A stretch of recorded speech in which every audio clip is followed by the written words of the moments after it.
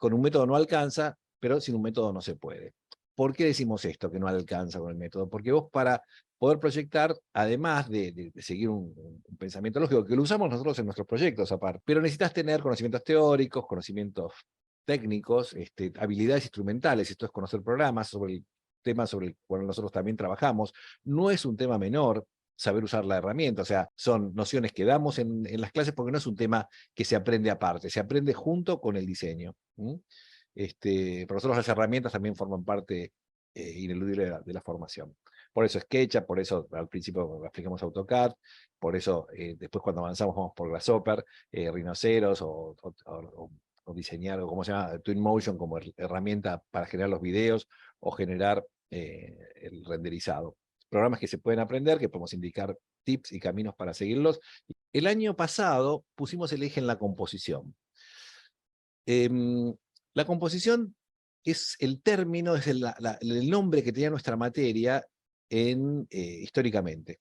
O sea, cuando se formó la Facultad de Arquitectura, o cuando formaba parte de la École des Beaux-Arts ahí en París, la materia diseño era composición y se aprendía en los ateliers, la traducción literal es talleres, de los arquitectos, Monsieur l'Architecte, que enseñaba a componer arquitectura. Es la forma en que aprendieron a proyectar los arquitectos que son famosos del movimiento moderno, o sea, Le Corbusier, Frank Lloyd Wright, Mies van der Rohe, todo el movimiento moderno se forma aprendiendo composición, a componer. Después rompen con eso, pero generan un nuevo estilo, el estilo del movimiento moderno. Y nosotros cuando estudiamos y cuando aprendimos en la facultad nos pasamos mirando la traducción, o el resultado de aquello, pero nunca entendimos, nunca sabíamos que atrás de eso había una serie de reglas, de órdenes, de pensamientos, de peso de los materiales, de proporciones, de escalas, que nos parecieron, que las aprendíamos medio a sentimiento, pero nunca de una forma un poco más sistemática. Por eso volvimos sobre el tema a pensar como, no trabajar todo el tiempo en eso, sino que decir, bueno, la composición forma parte de este tema que nos interesa, sobre el que nos interesa trabajar. Y el tema siguiente que vamos a usar este año, que vamos a trabajar este año, es la estética.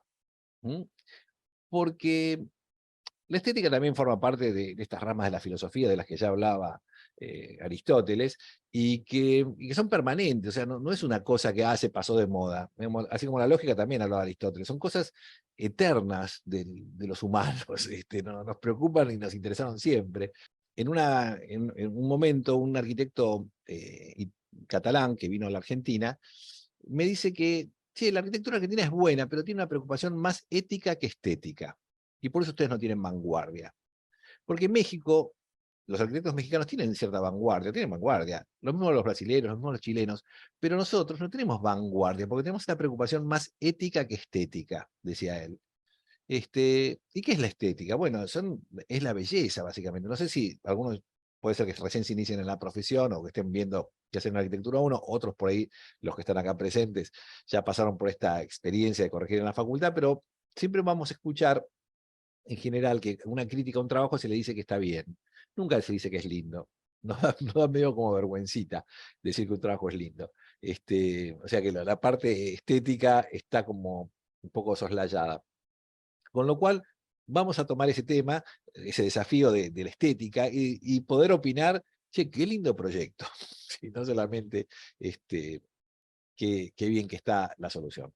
Bueno, dicho esto, vamos a pasar al tema de los conceptos que entendemos vamos a desarrollar que proponemos desarrollar en los 10 cuatrimestres que integran el curso de arquitectura de 1 hasta proyecto arquitectónico. ¿Y qué es definir conceptualmente? Es poder trazar un camino en el cual barramos o recorramos la mayor cantidad de lugares posibles de la enseñanza y el aprendizaje de la arquitectura. Decimos que en arquitectura 1 lo llamamos el primer curso empezar a ver, el primer cuatrimestre, o sea, descubrir cosas que te habían resultado ocultas hasta un momento y decir, esto era por tal cosa, esto era por tal, y esto es así, y empezar a ver algo que todavía no habíamos visto, cosa que nos pasó a todos, porque todos traemos biografía de nuestra vida en una casa, todos sabemos más o menos cómo se vive, conocemos la cocina, conocemos el baño, el dormitorio, pero por ahí nunca lo miramos desde el punto de vista del proyectista, del que tiene que diseñarlo, incluso para poder cuestionarlo o para revisar si está bien o estaba mal, como lo estábamos usando, como estamos haciendo.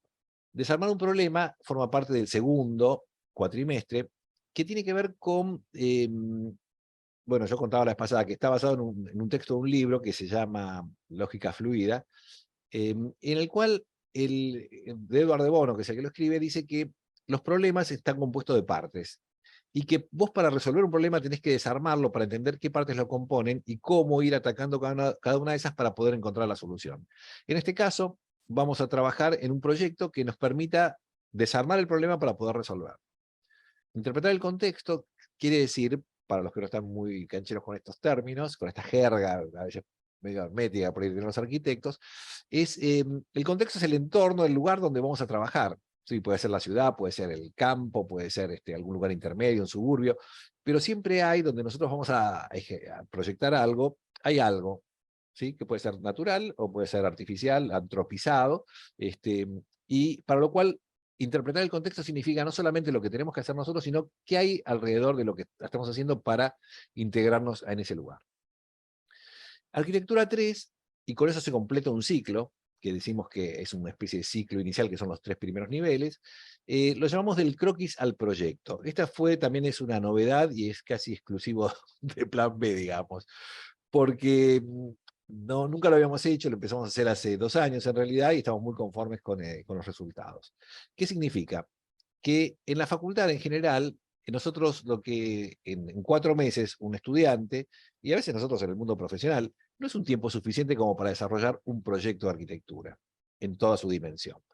O sea, hay una persona sola, a veces, o dos, con poca experiencia, difícilmente puedan llegar a algo. Generalmente se llega a lo que en el arancel profesional, en la forma en que se definen los honorarios de los arquitectos, sería algo así como algo menos que el anteproyecto, lo que se llega en la facultad.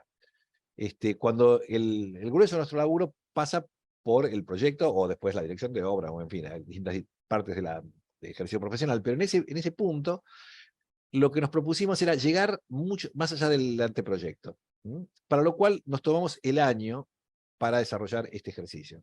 ¿Por qué? Porque la segunda parte se desarrolla junto con materialización de proyectos y nos permite lo que nosotros hacemos, más lo que suma materialización de proyectos, llegar a un proyecto de una terminación, porque habrán visto, algunos por ahí, digamos, asustan a veces las presentaciones, y esto cómo lo hago yo solo. No, es un trabajo que lleva casi todo un año, donde se definen a niveles de detalle que nunca se llegaron a la facultad. ¿Y esto para qué nos sirve? Es fundamental, porque cuando vos entras a trabajar en cualquier lado, lo que te piden es que sepas eso. Nadie va a estar buscando genios creativos para resolver grandes proyectos. Al principio te llaman porque vos sabés hacer ese tipo de cosas. Y bueno, está bueno que en la facultad lo podamos conocer. El Arquitectura 4, que ya pasamos al ciclo de lo que uno puede proponer cuando ya tiene tales estos conocimientos, lo llamamos sentir el espacio. El primero, que es hacer esa arquitectura que nos gusta, pero que es difícil de conseguir a veces, porque no caen muchos laburos a veces de ese tipo, pero que nos permitan volar un poco en la imaginación con las propuestas, etcétera, y hacer una arquitectura de sensaciones.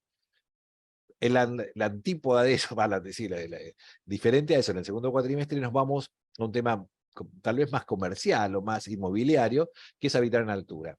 O sea, de la poética del espacio, de sentir el espacio, vamos a aprender cómo se hace una torre, por ejemplo, donde vemos núcleos, escaleras, dimensiones locales, proporciones, etcétera, de los ambientes, lógicas inmobiliarias, código, etcétera. Cuando pasamos a proyecto urbano, lo llamamos urbanizar el vacío, porque tomamos un área de la ciudad y la vamos a urbanizar, o sea, vamos a transformar en ciudad un espacio que hoy no es una ciudad.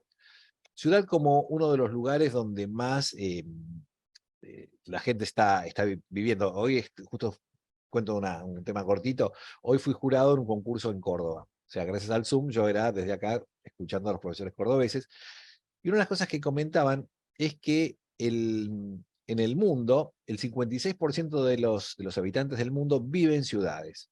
A mí me llamó la atención, porque digo, acá es más. Pero después aclaró, el 80% en Latinoamérica vive en ciudades. y el 90% vive en ciudades en Argentina.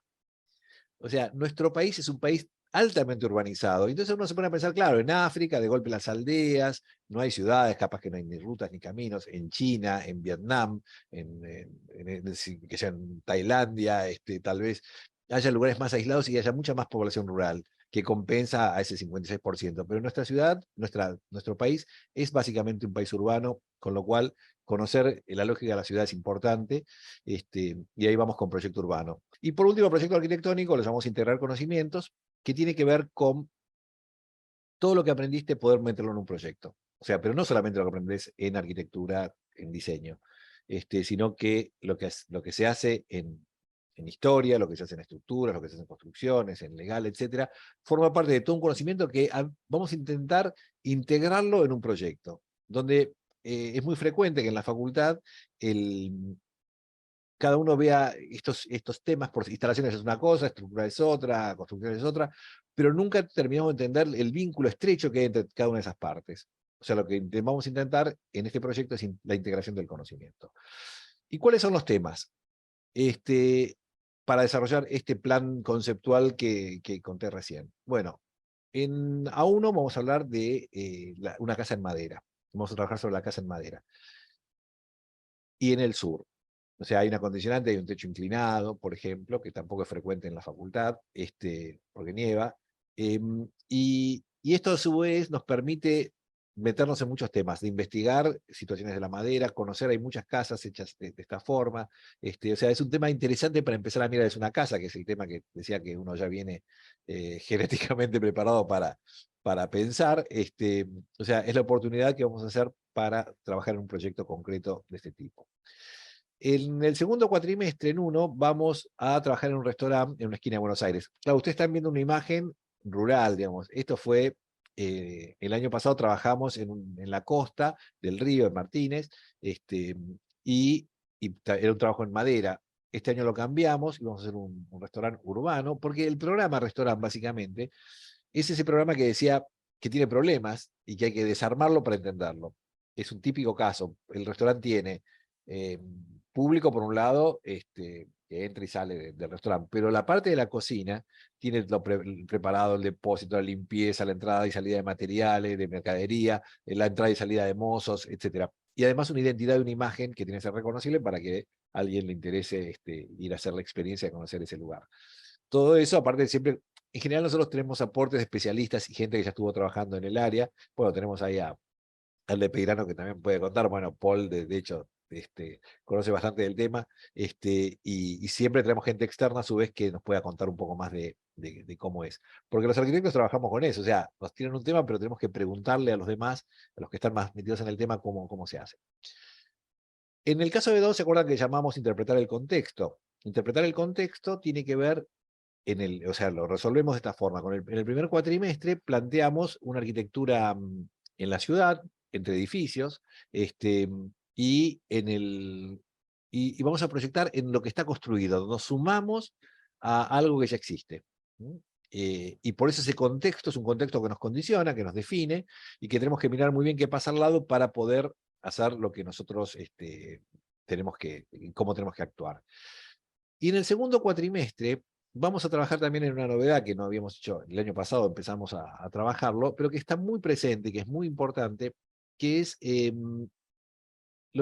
fíjense que ahí arriba puse la arquitectura sin techo, porque no es solamente la arquitectura paisajista, sino que, creo que se llama así, porque el paisaje uno lo podría definir como un paisaje rural, uno mira un paisaje de montañas, árboles, lagos, etcétera, o también hay un paisaje urbano, el townscape o el landscape, que decíamos con Jorge el otro día, que son dos situaciones que tienen que ver con el paisaje. O sea que la definición más clara es esa arquitectura que no tiene techo.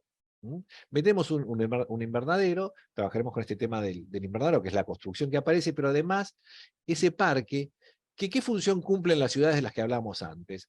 El parque es el que oxigena la ciudad también, la que incorpora naturaleza en la ciudad. Porque si bien la población vive en las ciudades, y la ciudad tiene un montón de beneficios y ventajas de vivir en comunidad y en sociedad, tiene el problema de la isla de calor, la contaminación, el ruido, etc. Bueno, ¿cómo mitigar esos efectos negativos? Posiblemente desde la arquitectura del paisaje encontremos una respuesta. Obviamente es introductorio, esto es una especialización en sí misma, pero por lo menos saber cuáles son los recursos que se usan o tener noticia de este tema de la arquitectura del paisaje. Yendo al caso de 3, ¿voy muy rápido o no? ¿Vamos bien? Háganme un pulgarcito para arriba. Gracias, Paul.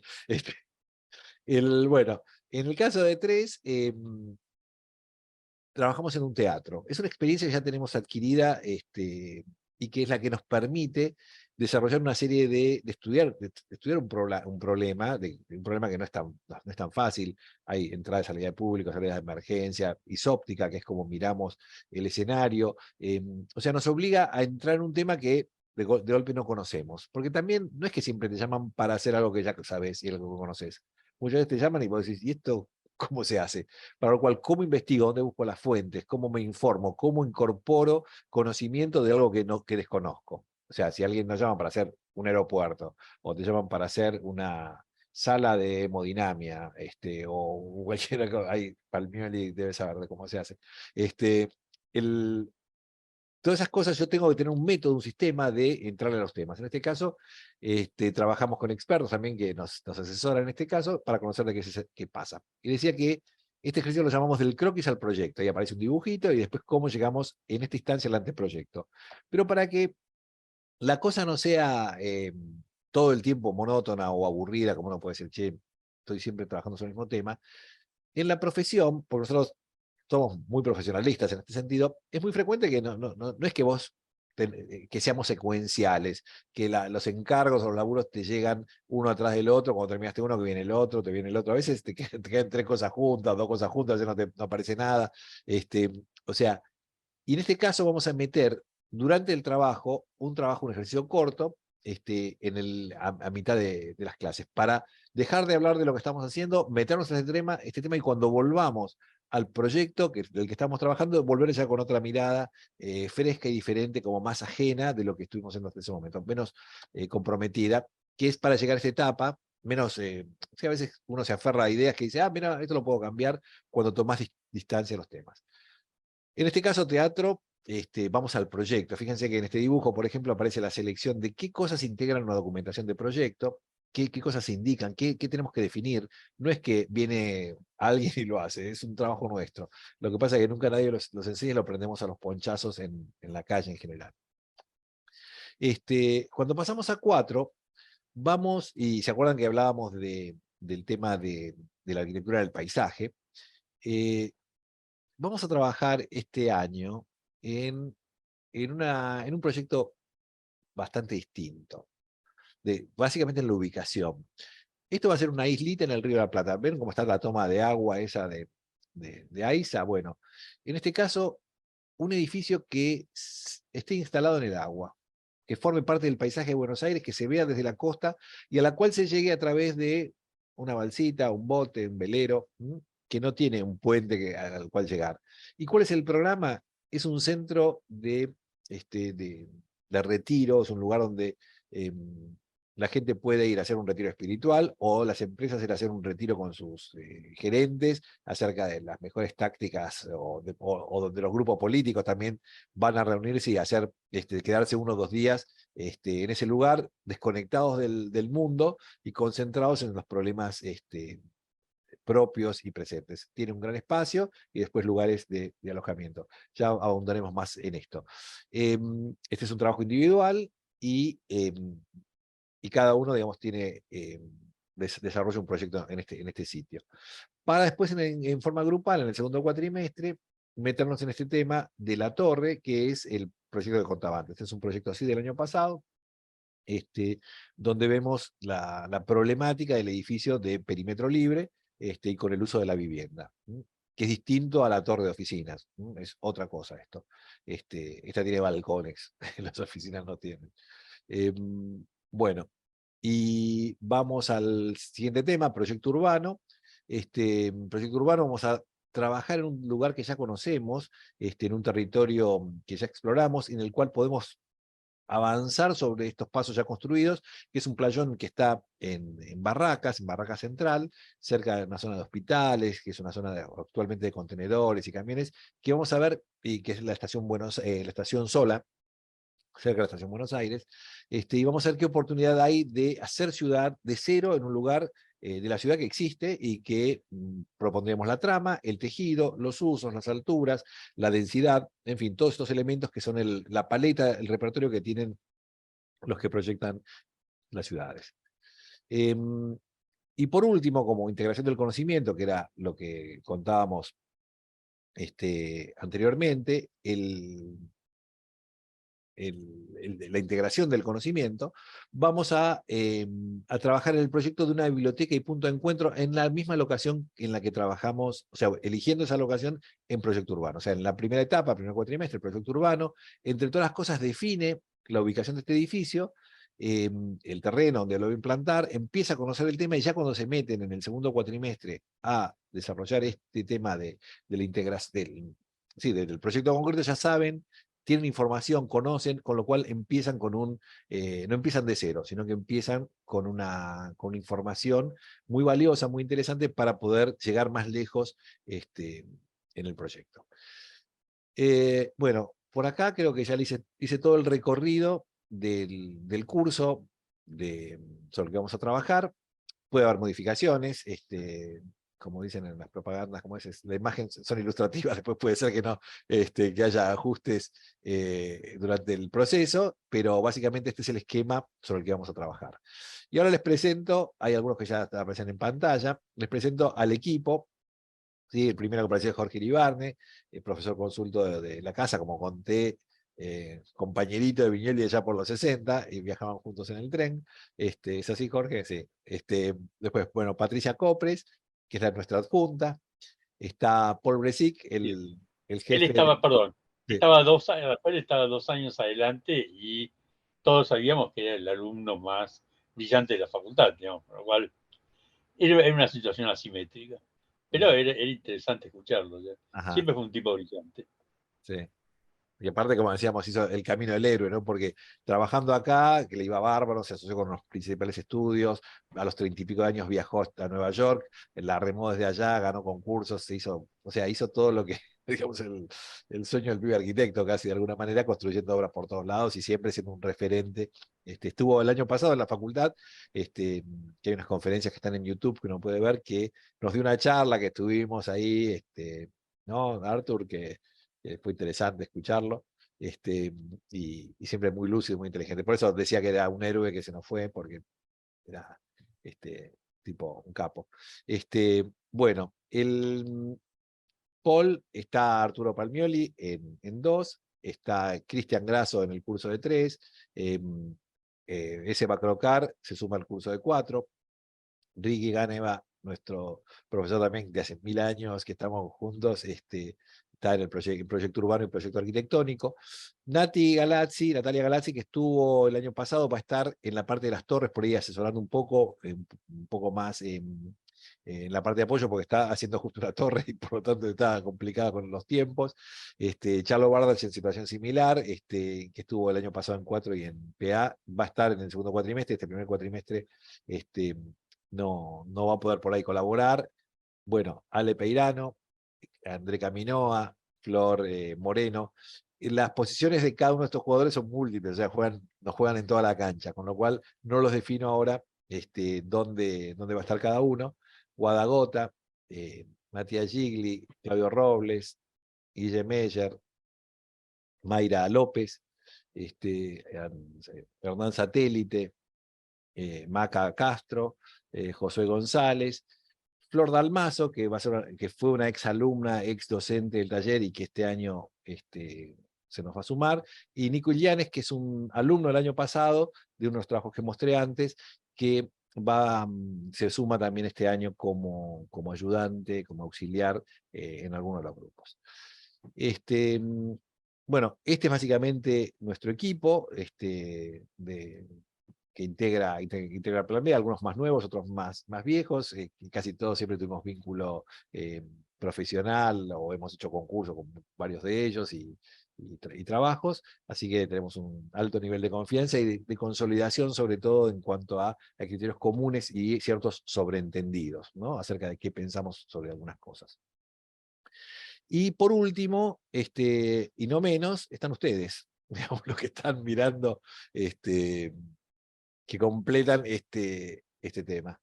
Porque, bueno, acá es una imagen de la, de la facultad, cuando venía, y tenemos clases en talleres, y donde lo que tenemos que entender, aparte de que nuestra preocupación, los intereses de los profesores que siempre dicen, yo quiero dar o que yo quiero enseñar, estamos muy atentos a los intereses de ustedes, ¿sí? O sea, miramos mucho qué está pasando con los estudiantes, porque son, como decía antes, el objeto y la razón de nuestro trabajo.